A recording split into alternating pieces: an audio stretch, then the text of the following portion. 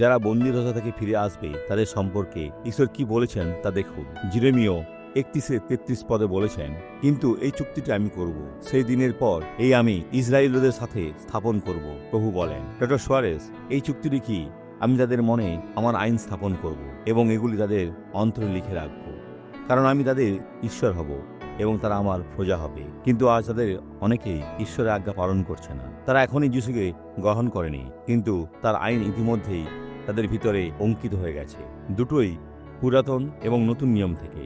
আর যেদিন পর্দা সরানো হবে সেই দিন তারা ঈশ্বরের দিকে ফিরে আসবে। তারা গভীরভাবে কাঁদবে এবং প্রভুর জন্য মহৎ কাজ করবে। আসুন প্রার্থনা করি। পিতা, আমি প্রার্থনা করি যে তুমি এই জীবনগুলোকে স্পর্শ করবে, তুমি এই লোকেদের সুস্থ করবে, তুমি শত্রু দ্বারা নির্যাতিত প্রতিটি ব্যক্তিকে উদ্ধার করবে। আর আমি এখনই বলছি, মন্দ এই জীবন থেকে বেরিয়ে এসো, যিশুর নামে, আমেন।